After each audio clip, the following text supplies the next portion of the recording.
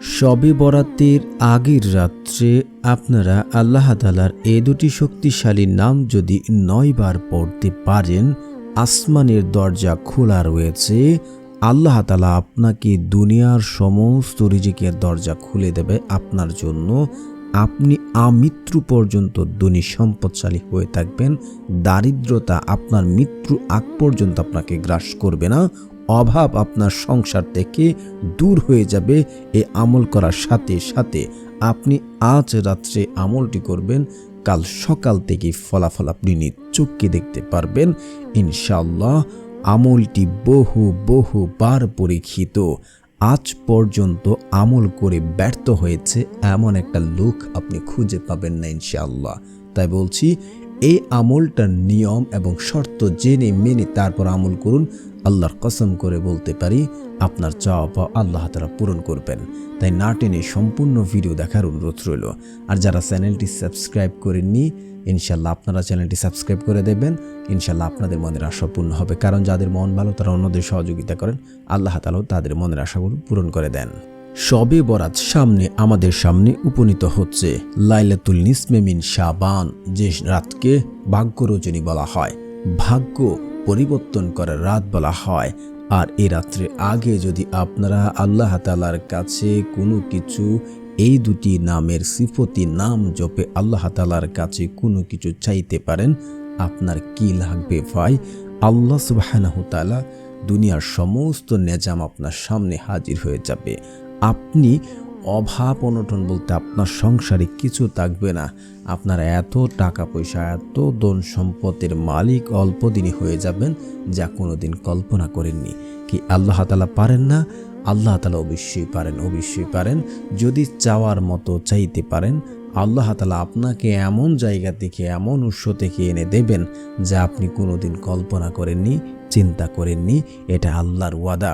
আপনারা সূরা তালাক আয়াত নাম্বার ৫ যাচাই করে দেখবেন।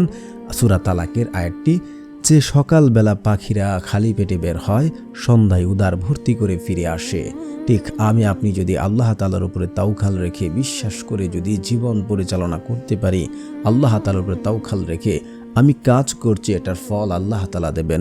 আমি চেষ্টা করছি, চেষ্টার বিনিময়ে আল্লাহ তাআলা আমাকে দেবেন। আমি একটা ব্যবসা করব, চেষ্টা করছি, ব্যবসা সফলতা আল্লাহ তাআলা দেবেন। এমন বিশ্বাস যদি করতে পারেন, আল্লাহর কসম করে বলতে পারি আল্লাহ তাআলা আপনার চাওয়া পাওয়া, আপনার যে চেষ্টা আল্লাহ তাআলা পূরণ করবেন, কখনোই বিতা দেবেন না। কারণ আল্লাহ তাআলার কাছে কোনো কিছুর অভাব নেই। তিনি যাকে ইচ্ছা তাকে অভাব অনটনে ফেলেন, যাকে ইচ্ছা তাকে অটল ধন সম্পদ দান করেন। এটা আল্লাহ তাআলার ইচ্ছা। আল্লাহ তাআলা যাকে খুশি তাকে ধনী সম্পদশালী বানিয়ে দেন। আপনারা বলবেন, আমাদের রিজিক তো আল্লাহ তাআলা আগেই লিপিবদ্ধ করে রেখেছেন, আল্লাহ তো আমাদেরকে আর কেন দেবেন? আপনারা তিরমিজি শরীফের হাদিস 2139 নম্বর হাদিস যাচাই করে দেখবেন। বান্দার তকদির পরিবর্তন করতে পারে কেবল দোয়ার মাধ্যমে, অন্য কোনো পদ্ধতি, অন্য কোনো ওয়ে নেই। তাই আপনারা আল্লাহ তাআলার কাছে চাইবেন। আল্লাহ তাআলার কাছে চাইলে অবশ্যই পাবেন। এখন অনেকে বলে যে আল্লাহ তাআলার কাছে চাইলে কি সব কিছুই পাওয়া যায়? কেন পাবেন না ভাই? আপনাকে চেষ্টা করতে হবে, শুধু চেয়ে ঘরে বসে থাকলে হবে না। আল্লাহ তাআলা এটাও কোরআনে বলেছেন যে ওই জাতি বা ওই ব্যক্তির ভাগ্য আল্লাহ তাআলা ততক্ষণ পর্যন্ত পরিবর্তন করেন না যতক্ষণ না পর্যন্ত সে নিজের চেষ্টা না করে। আপনাকে চেষ্টা করে যেতে হবে, কাজ করতে হবে, চাকরি খুঁজতে হবে, ব্যবসা শুরু করতে হবে। তাহলে তো আপনার জীবন আল্লাহ তাআলা আস্তে আস্তে পরিবর্তন করবেন। যে কোনো একটা ওসিলাতে আল্লাহ তাআলা জীবন পরিবর্তন করে দেবেন। তো এখন কথা হচ্ছে, আমলটি কোন নিয়মে করলে, কোন পদ্ধতিতে করলে আল্লাহ তাআলা আমাদের দোয়া কবুল করে নেবেন, আসুন এখন সেটা জেনে নেওয়া যাক। এখন আমরা আমলটি করার সঠিক নিয়ম জেনে নেব। আল্লাহ রাসূল সাল্লাল্লাহু আলাইহি ওয়াসাল্লাম বলেন, যখন কোনো বান্দা আল্লাহ তাআলার কাছে দোয়া করে দুহাত তুলেন, যদি তার নিয়ম এবং শর্ত ঠিক থাকে, আল্লাহ তাআলা ওই বান্দার হাতকে খালি হাতে ফেরত দিতে লজ্জাবোধ করেন। তো ভালো করে চাইতে হবে, নিয়ম জেনে আমল করতে হবে। তো প্রথমত আপনারা যেহেতু এটা রাত্রে আমল করবেন, শাবানের আগের রাত মানে লাইলাতুল নিসফে মিন শাবান মানে শাবানের মধ্য রজনীর আগে, শবে বরাতের আগের রাত আপনারা ভালো করে উত্তম রূপে ওযু করবেন। আর ওই সময় আল্লাহ সুবহানাহু তাআলা তার বান্দাদের ডাকতে থাকেন তাহাজ্জুদের সময়। ওই সময় বান্দা আল্লাহর সাথে সরাসরি সম্পর্ক স্থাপন করেন। ওই সময় কোনো কিছু চাইলে আল্লাহ তাআলা তার চাওয়া কখনই ফেরত দেন না। তো আপনারা উঠবেন, উঠে ভালো করে উত্তম রূপে উজু করবেন। উজু করে আপনারা 2 রাকাত 4 রাকাত আপনার যতটুকু ভালো লাগে নফল নামাজ পড়বেন। তো নামাজ যখন পড়বেন, সেজদা যখন যাবেন, সুবহানা রাব্বিয়াল আলা, সুবহানা রাব্বিয়াল আলা, সুবহানা রাব্বিয়াল আলা যখন পড়বেন, তখন সেজদায় আপনি যে উদ্দেশ্যে আপনার টাকা পয়সা ধন সম্পদের প্রয়োজন, ওই সময় আল্লাহ তাআলার কাছে সেজদারত অবস্থায় বলবেন। কারণ সেজদারত অবস্থায় দোয়া আল্লাহ তাআলা আরও দ্রুত কবুল করে নেন। তো ওই সেজদা পর্যন্ত বলার পর আপনি নামাজ শেষ করবেন।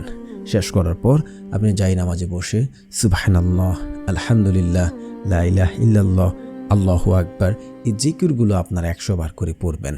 পড়ার পর আপনারা অবশ্যই আয়াতুল কুরসিটা একবার পড়ে নেবেন।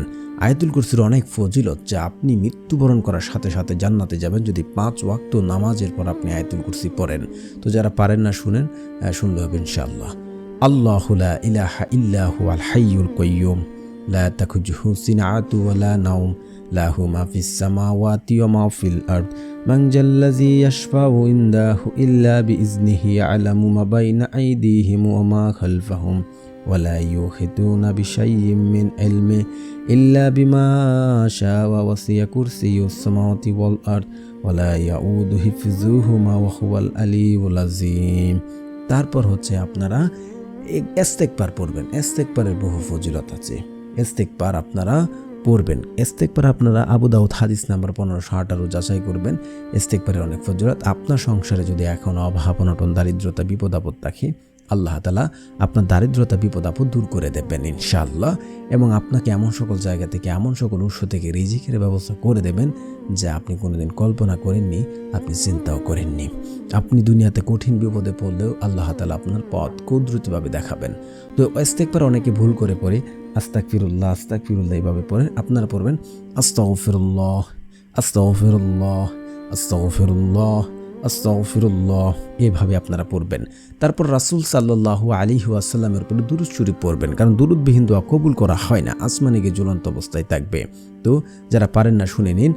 আল্লাহুম্মা সাল্লি আলা মুহাম্মাদি ওয়া আলা আলি মুহাম্মাদ কামা সাল্লাইতা আলা ইব্রাহিম ওয়া আলা আলি ইব্রাহিম ইন্নাকা হামিদুম মাজিদ। আল্লাহুম্মা বারিক আলা মুহাম্মাদি ওয়া আলা আলি মুহাম্মাদ কামা বারাকতা আলা ইব্রাহিম ওয়া আলা আলি ইব্রাহিম ইন্নাকা হামিদুম মাজিদ। তারপরে হচ্ছে আপনার এই দোয়াটি পড়বেন যারা ঋণগ্রস্ত, ঋণ পরিশোধ করতে পারছেন না, কোনোভাবে ঋণের জন্য মানুষের সামনে যেতে পারছেন না, এই দোয়াটি পড়বেন। আল্লাহুম্মা কফিনি বিহালালিকা ওয়ান হারামিকা ওয়া আগনিনি বিফাদলিকা আম্মান সিওয়াক। আমি আবার পড়ছি, আল্লাহুম্মা কফিনি বিহালালিকা ওয়ান হারামিকা ওয়া আগনিনি বিফাদলিকা আম্মান সিওয়াক। তারপর হচ্ছে আপনারা আল্লাহ তাআলার এই শক্তিশালী নামটি 2টি পড়ে নেবেন। তো প্রিয় বন্ধুরা, যারা এই চ্যানেলটি সাবস্ক্রাইব করবেন, ইনশাআল্লাহ আপনাদেরও মনের আশা পূরণ হয়ে যাবে। তো আল্লাহ তাআলার প্রথম শক্তিশালী নামটি হচ্ছে ইয়া গানিয়্যু, ইয়া গানিয়্যু, ইয়া গানিয়্যু। তারপরে হচ্ছে ইয়া জাব্বারু, ইয়া জাব্বারু, ইয়া জাব্বারু। তারপর 2 হাত তুলবেন আল্লাহ তাআলার নিকট বিশ্বাস রেখে একিনের সাথে আমার দোয়া আল্লাহ শুনছেন, আমার কথা আল্লাহ শুনছেন, আমার মোনাজাত আল্লাহ কবুল করবেন, এমন দৃঢ়তা নিয়ে 2 চোখের পানি ফেলে আল্লাহ তাআলার কাছে সবচেয়ে প্রিয় বান্দার 2 চোখের পানির ফোঁটা, আরেক হচ্ছে অনুতপ্ত বান্দার চোখের পানি ফোঁটা, আর একটা জিহাদের ময়দানে রক্তের ফোঁটা। হাদিস আছে, বান্দা আল্লাহর প্রতি যেমন ধারণা রাখেন, আল্লাহ ঠিক তার সাথে তেমন আচরণ করে থাকেন। অবশ্যই অবশ্যই আপনার একহীন বিশ্বাস কায়মনোবাক্যে কান্নাকাটি করে পূর্বে পাপের জন্য লজ্জিত হয়ে আল্লাহ তাআলার কাছে দোয়া করুন। আল্লাহ কসম করে বলছি, আপনার চাওয়া পাওয়া আল্লাহ তাআলা কবুল করবেন, যদি এই শর্ত ঠিক থাকে। শর্তগুলো 5 ওয়াক্ত নামাজ পড়তে হবে, হালাল খাবার খেতে হবে। হারাম খেয়ে দোয়া করলে ওই দোয়া কবুল হয় না, কারণ হারাম দ্বারা গঠিত শরীর জান্নাতে প্রবেশ করে না। তো আপনারা হারাম ছেড়ে দেবেন, হালাল খেয়ে দোয়া করবেন। যাদের দোয়া কবুল হয় না, দেখুন এই ভুলগুলো আপনার মধ্যে রয়েছে কিনা। তারপরে হচ্ছে পিতামাতার অবাধ্য সন্তানের দোয়া আল্লাহ তাআলা কবুল করেন না। তারপরে হচ্ছে আত্মীয় সম্পর্ক চিহ্নিতকারী, আপনি দোয়াতে আত্মীয় সম্পর্ক চিহ্নিত করার কোনো দোয়া করলেন, ওই দোয়া কবুল হবে না। তারপরে হচ্ছে আপনার যে ব্যক্তি দোয়া করে তাড়াহুড়া করে কেন দোয়া কবুল হচ্ছে না, ওই ব্যক্তি দোয়া আল্লাহ তাআলা কখনোই কবুল করেন না। তো এই নিয়ম শর্ত মেনে যদি আমল করেন, আল্লাহর কসম করে বলছে আপনার চাওয়া পাওয়া আল্লাহ তাআলা পূরণ করবেন। আমিন, আমিন, সুম্মা আমিন।